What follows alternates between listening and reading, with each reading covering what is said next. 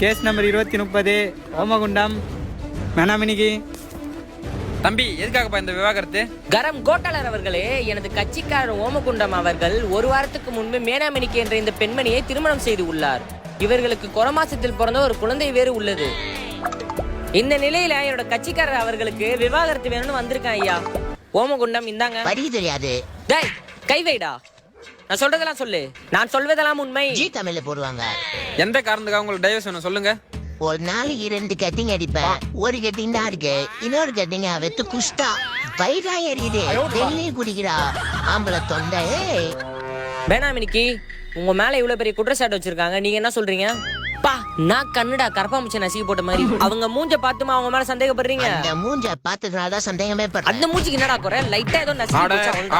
Order போட்டு நினைச்சீங்களா? என்ன நினைச்சீங்க? Sorry sir. எனது கட்சிக்காரர் மேனாமினிக்கு அவர்கள் மீது எந்த ஒரு தப்பும் இல்லை.